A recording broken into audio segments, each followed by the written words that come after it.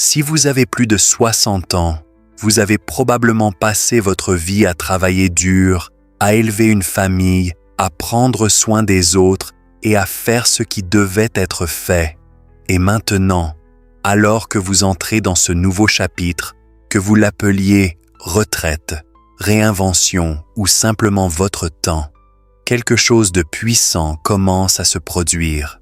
Vous commencez à réaliser que la vie ne consiste plus à courir après toujours plus, mais à choisir mieux. Mais voici une vérité dont la plupart des gens ne parlent pas. Parfois, mieux vivre signifie lâcher prise. Non pas ajouter plus à votre assiette, mais en retirer certaines choses, les habitudes, les croyances et les pressions qui ne vous servent plus. Dans cette vidéo, nous allons explorer 9 choses que vous devriez envisager d'abandonner après l'âge de 60 ans. Non pas parce que vous avez fait quelque chose de mal, mais parce que vous méritez de vivre avec plus de joie, plus de paix et plus de liberté. Ce sont les leçons que j'ai apprises après plus de 10 ans passés auprès de personnes comme vous, des personnes dans la soixantaine, la soixante-dizaine, la quatre-vingtaine et au-delà, qui m'ont montré ce que signifie vraiment bien vivre. Restez jusqu'à la fin, car la dernière pourrait bien changer votre façon de vous réveiller demain matin. Commençons. Voici la première chose à abandonner après 60 ans. Arrêtez d'épargner par peur. Je sais que cela peut sembler étrange au début. Après tout, économiser de l'argent est une habitude avec laquelle beaucoup d'entre nous ont été élevés. Économiser pour les jours difficiles, économiser pour la retraite, économiser au cas où. Et pendant la majeure partie de votre vie, cette mentalité vous a bien servi. Mais à un certain moment, surtout après 60 ans, économiser par peur peut commencer à vous freiner. Laissez-moi expliquer. L'objectif d'économiser de l'argent est de prendre soin de votre futur vous. C'est un outil, une façon de vous préparer à la vie que vous voulez vivre plus tard. Mais que se passe-t-il quand plus tard est déjà là? Que se passe-t-il quand vous avez suffisamment économisé, quand vos besoins financiers sont couverts et que vous avez encore peur de dépenser le moindre centime? J'ai vu cela maintes et maintes fois. J'ai rencontré un homme qui avait plus de 2 millions d'euros sur ses comptes de retraite. Il n'avait pas de dette, sa maison était payée et il avait plus qu'assez pour le reste de sa vie. Et pourtant, chaque fois que sa femme suggérait de prendre des vacances, d'acheter un camping-car ou même d'aller dîner dans un bon restaurant, il se crispait. Il disait « Et si quelque chose arrive? Et si nous avons besoin de cet argent plus tard ?» Et je lui ai gentiment demandé « Et si vous ne l'utilisez jamais? Et si plus tard ne vient jamais comme vous l'attendez ?» Cette question l'a marqué, et peut-être vous marque-t-elle aussi. Économiser de l'argent est important, mais à un moment donné, vous devez faire confiance à la vie que vous avez construite. Vous devez vous donner la permission d'en profiter, de faire le voyage, d'acheter le cadeau, de créer le souvenir. Pas de façon irréfléchie, pas sans réflexion, mais sans culpabilité. Si vous avez bien planifié et que vos besoins fondamentaux sont couverts, l'argent que vous avez économisé n'est pas seulement pour les urgences. Il est pour vivre, pour les liens, pour la joie. Alors aujourd'hui, je vous propose ce changement. Au lieu de vous demander « Et si je manque d'argent ?» Commencez à vous demander « Qu'est-ce qui vaut la peine d'être dépensé pendant que je le peux encore ?» Votre temps, c'est maintenant. Pas un jour, pas éventuellement. Maintenant. La deuxième chose à abandonner après 60 ans est celle-ci. Arrêtez de dépenser de l'argent pour des choses qui ne vous apportent pas de joie. Maintenant que vous vous êtes donné la permission de dépenser, assurez-vous de dépenser pour les bonnes choses. Trop souvent, nous tombons dans des schémas. Nous achetons des choses par habitude, par culpabilité, par obligation. Nous essayons de maintenir les apparences, de plaire aux autres ou de combler un vide que nous n'avons pas pris le temps de nommer. Mais si vous vous arrêtez et regardez vraiment, quelle part de vos dépenses vous rend réellement heureux? J'ai parlé à une femme au début de la soixantisaine. Elle m'a dit qu'elle dépensait autrefois des milliers d'euros chaque année en vêtements qu'elle ne portait jamais, en cadeaux qu'elle se sentait obligée d'offrir et en gadgets qu'elle achetait parce qu'ils étaient en solde. Mais ce dont elle se souvenait le plus, c'était un vol à 600 euros pour surprendre sa sœur le jour de son anniversaire. Elles ont ri, pleuré, veillé tard en partageant des souvenirs, et ce week-end comptait plus pour elles que tous ses achats réunis. C'est la différence entre dépenser et bien dépenser. Après 60 ans, votre argent devrait être aligné sur ce que vous valorisez le plus. Peut-être est-ce le voyage, peut-être est-ce donner pour l'éducation de vos petits-enfants, peut-être est-ce des dîners hebdomadaires avec des amis ou ce nouveau fauteuil inclinable qui soulage votre dos. Quoi qu'il en soit, dépensez pour cela. Abandonnez les choses qui semblent lourdes, sans signification ou précipitées. Abandonnez les dépenses qui viennent de la culpabilité, de la peur ou de la pression pour impressionner. Vous ne devez d'explication à personne sur la façon dont vous choisissez de profiter de votre vie. Et rappelez-vous, la joie ne vient pas toujours avec une étiquette de prix. Parfois, les moments les plus riches sont les plus simples. S'asseoir sur la terrasse avec quelqu'un que vous aimez, envoyer une lettre manuscrite ou marcher dans la nature sans votre téléphone. Alors, avant de dépenser, demandez-vous, est-ce que cela m'aide à vivre la vie que je veux ou n'est-ce que du bruit? Dépensez avec intention, dépensez avec cœur, car l'objectif n'est pas d'avoir moins ou plus, c'est d'avoir du sens.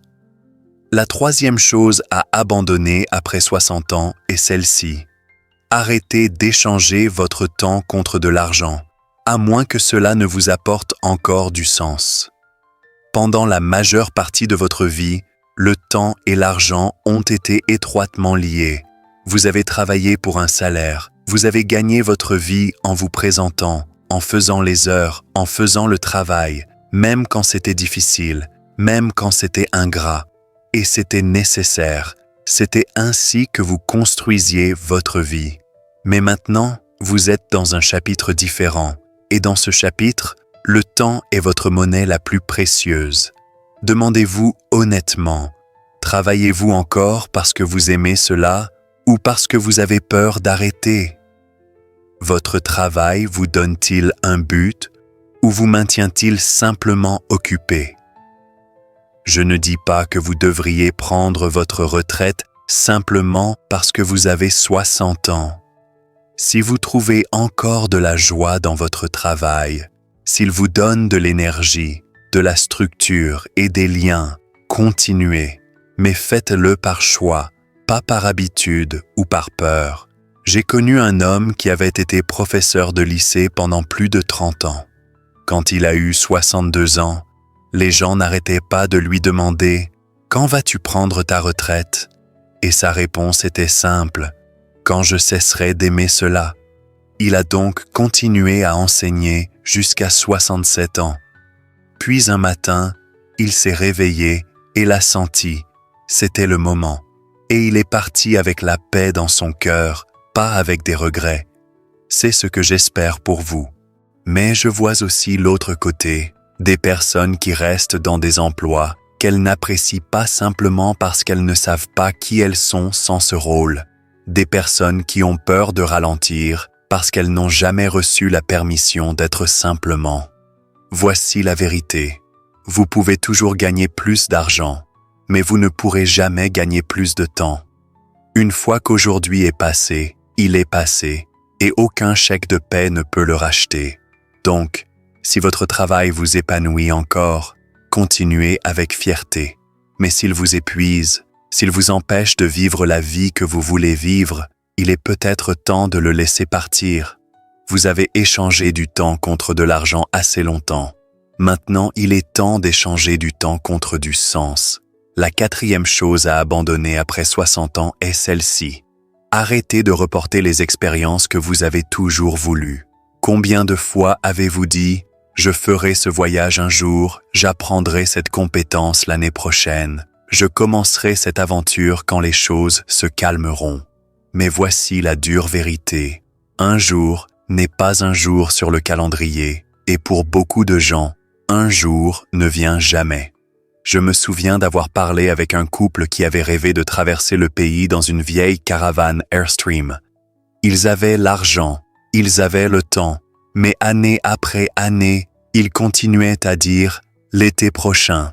Puis, un hiver, le mari a eu un problème de santé, rien de mortel, mais suffisant pour les faire réfléchir. Et c'est à ce moment-là qu'ils ont réalisé qu'ils attendaient une permission qui ne viendrait jamais. Alors ils ont fait leur bagage, ont pris la route, et 6 mois plus tard, ils m'ont dit que c'était la meilleure décision qu'ils aient jamais prise. Non pas parce que chaque jour était parfait, mais parce qu'ils l'avaient enfin fait. C'est le pouvoir de passer à l'action maintenant. Alors je veux vous demander, qu'est-ce que vous avez reporté? Un voyage, un passe-temps, une visite à un vieil ami, une lettre que vous avez l'intention d'écrire? Pourquoi pas maintenant? Vous n'avez pas besoin d'attendre la retraite pour commencer à vivre. Vous n'avez pas besoin que tout soit parfait, et vous n'avez pas besoin que quelqu'un d'autre vous dise que c'est bon. Parce que voici quelque chose que la plupart des gens ne réalisent pas avant qu'il ne soit trop tard.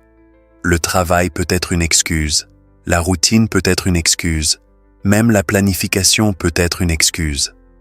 Derrière l'attente, il y a souvent la peur du changement, peur de faire quelque chose de nouveau, peur de finalement se prioriser soi-même. Mais et si, cette année, vous abandonniez l'attente? Et si vous vous donniez la permission de commencer à vivre maintenant? Pas dans 5 ans, pas quand le moment sera propice, mais maintenant. Vous n'êtes pas trop vieux, il n'est pas trop tard, et vous avez le droit de créer des souvenirs qui semblent magiques, quel que soit votre âge. Le monde est encore plein de merveilles. Il suffit de dire oui. La 5e chose à abandonner après 60 ans est celle-ci. Arrêtez de négliger votre santé. Je veux dire cela avec amour, car je sais que c'est un sujet sensible, mais c'est un sujet dont nous devons parler.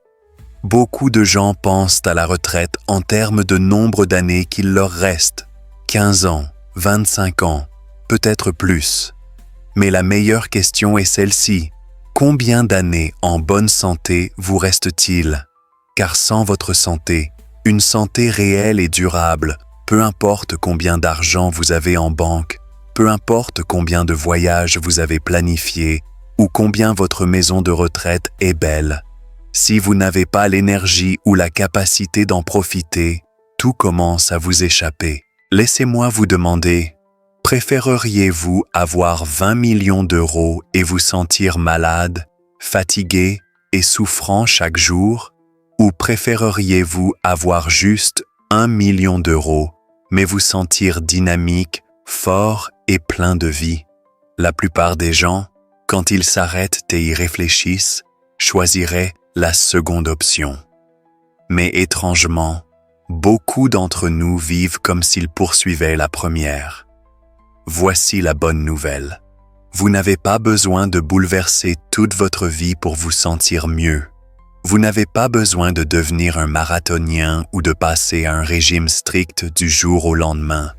Commencez petit, commencez par marcher un peu plus chaque jour, par choisir de l'eau au lieu de soda, par vous étirer le matin ou rejoindre un cours de fitness local conçu pour les personnes de votre âge. Même un entraînement léger de musculation avec des conseils peut faire des merveilles pour votre équilibre, votre énergie et votre indépendance. Il ne s'agit pas de perdre du poids ou de poursuivre la jeunesse. Il s'agit de préserver votre liberté, de pouvoir jouer avec vos petits-enfants, de voyager sans douleur et de vous réveiller avec de l'énergie au lieu de la fatigue. Votre corps est votre véhicule pour la vie que vous voulez, et comme tout véhicule, il a besoin de soins réguliers, d'entretien, d'amour. Alors prenez soin de vous. Prenez ce rendez-vous médical que vous avez évité. Faites cette première promenade autour du pâté de maison. Préparez un repas sain cette semaine. Juste un. Parce que la santé ne concerne pas la perfection, elle concerne l'élan. Et le meilleur moment pour commencer, c'est maintenant. La 6e chose à abandonner après 60 ans est celle-ci. Arrêtez de vous soucier de ce que les autres pensent. Soyons honnêtes, pendant la majeure partie de notre vie, nous avons été façonnés par les attentes des autres. Nous essayons d'être le bon parent, l'employé loyal, l'ami fiable. Nous suivons les règles, nous faisons ce qui est attendu. Mais à un moment donné, vous devez vous demander « Pour qui est-ce que je vis maintenant ?» J'avais une cliente, une femme dans la mi-soixantaine qui aimait l'art. Toute sa vie, elle avait rêvé de prendre un cours de peinture, mais elle hésitait. Elle disait « Et si je ne suis pas douée? Et si les gens trouvent ça ridicule à mon âge ?» Vous savez ce que je lui ai dit? Et alors, s'ils le font, elle a pris le cours, et cela a tout changé. Non pas parce qu'elle est devenue une artiste célèbre, mais parce qu'elle s'est enfin donné la permission de faire quelque chose pour elle, sans excuse, sans explication. Voici quelque chose de puissant que je veux que vous vous rappeliez. Plus vous vieillissez, plus vous gagnez la liberté de cesser de vous soucier du bruit autour de vous. Vous voulez porter des couleurs vives? Faites-le. Vous voulez voyager seul? Faites-le. Vous voulez dire non aux réunions de famille qui vous épuisent? Vous en avez le droit. Et il ne s'agit pas d'être impoli ou égocentrique. Il s'agit de vivre authentiquement pour ne pas regarder en arrière avec regret. Il y a un livre écrit par une infirmière en soins palliatifs nommée Bronnie Ware. Elle y partage les principaux regrets des personnes en fin de vie. Savez-vous quel était le regret numéro 1? J'aurais aimé avoir le courage de vivre une vie pour moi-même, pas la vie que les autres attendaient de moi. Laissez cela pénétrer, car lorsque vous vivez selon les normes des autres pendant trop longtemps, vous commencez à disparaître de votre propre vie. Alors aujourd'hui, relâchez la pression. Abandonnez le besoin d'impressionner. Dites ce que vous pensez, faites ce que vous aimez et permettez-vous d'être vu pleinement, honnêtement, magnifiquement, tel que vous êtes. Il n'y a qu'un seul vous, et il n'est jamais trop tard pour vous présenter à votre propre vie. La 7e chose à abandonner après 60 ans est celle-ci. Arrêtez de regarder les nouvelles catastrophiques, du moins pas tous les jours. Celle-ci pourrait vous surprendre. Soyons clairs, je ne dis pas que vous devriez vous mettre la tête dans le sable. Rester informé est important. Être conscient du monde qui vous entoure fait partie du fait d'être un citoyen réfléchi. Mais il y a une différence entre rester informé et être émotionnellement consumé. Si vous passez des heures chaque jour à regarder les informations, peu importe la chaîne, vous pourriez commencer à sentir que le monde s'effondre. Et ce stress constant, cette anxiété et cette peur s'accumulent, usent votre corps, obscurcissent votre esprit, volent votre paix. Voici quelque chose que je demande souvent aux gens. Avez-vous déjà rencontré quelqu'un qui a dit « Après avoir regardé 3 heures de nouvelles télévisées chaque soir, je me sens tellement mieux dans la vie. » Moi non plus, mais j'ai rencontré beaucoup de personnes, des dizaines, qui m'ont dit qu'une fois qu'elles s'étaient éloignées du cycle incessant des nouvelles, leur santé mentale s'était améliorée, leur humeur s'était élevée, elles étaient plus optimistes, plus présentes, plus à l'aise. Vous voyez, la plupart des nouvelles que vous regardez ne sont pas conçues pour vous informer. Elles sont conçues pour capter votre attention, et la peur est un puissant hameçon. La question devient, est-ce là que vous voulez dépenser votre attention? Après 60 ans, vous commencez à réaliser que votre attention est l'une de vos ressources les plus précieuses, et vous pouvez choisir où elle va. Vous pouvez vous concentrer sur ce qui est brisé, ou vous pouvez vous concentrer sur ce qui est encore beau. Il y a encore de la gentillesse dans le monde. Il y a encore de bonnes personnes qui font de bonnes choses. Il y a encore de la musique, du rire, de l'apprentissage, de la croissance et de l'amour. Alors restez informés, oui, mais pas au prix de votre paix. Limitez ce que vous absorbez. Éteignez la télévision quand vous en avez besoin. Choisissez des histoires édifiantes. Lisez des sources qui respectent votre intelligence, pas seulement votre peur. Et demandez-vous, regardez, cela m'a-t-il aidé à agir? Cela a-t-il amélioré ma vie? Ou cela me fait-il simplement me sentir impuissant? Parce qu'après toutes les années que vous avez vécues, vous méritez plus que de rester assis dans la peur.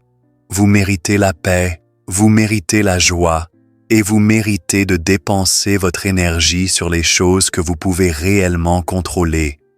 La 8e chose à abandonner après 60 ans est celle-ci.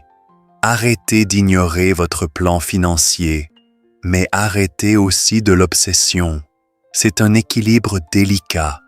D'un côté, vous avez des personnes qui évitent complètement leurs finances.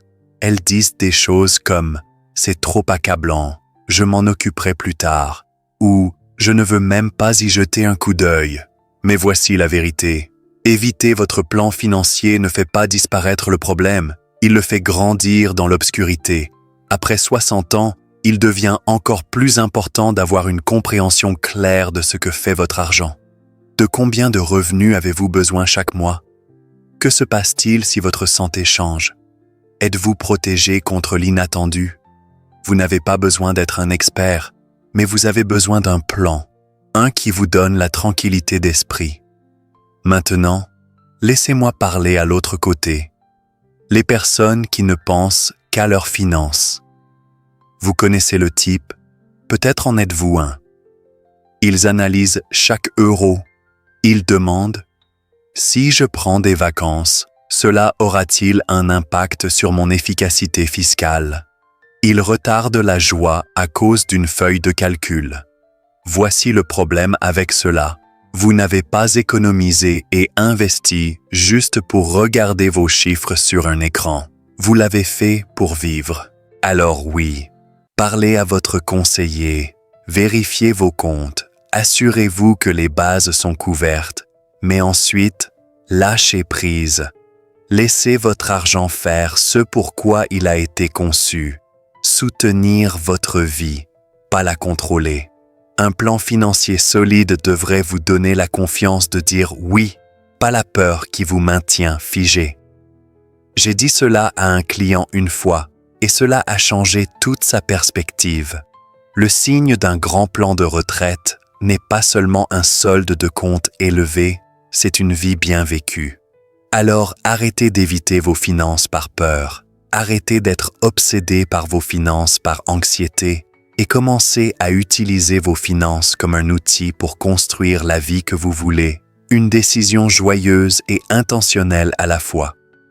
La 9e et dernière chose à abandonner après 60 ans est celle-ci. Arrêtez de vivre comme si vous aviez l'éternité. Je dis cela non pas pour vous faire peur, mais pour vous inviter à vivre plus pleinement. Parce que lorsque nous atteignons la soixantaine, la plupart d'entre nous ont été touchés par la perte. Peut-être avez-vous perdu un parent, un frère ou une sœur, un ami. Peut-être que quelqu'un que vous aimiez profondément n'est plus là. Et dans ces moments silencieux et sacrés de chagrin, nous sommes rappelés à quelque chose que nous oublions souvent. La vie n'est pas illimitée. Nous le savons tous en théorie, mais nous continuons à remettre les choses à plus tard, à attendre le bon moment, à nous convaincre que nous y arriverons. Mais la vérité est que vous ne savez jamais vraiment combien de temps il vous reste, et cela rend aujourd'hui incroyablement précieux. Je demande parfois à mes clients une question simple mais puissante.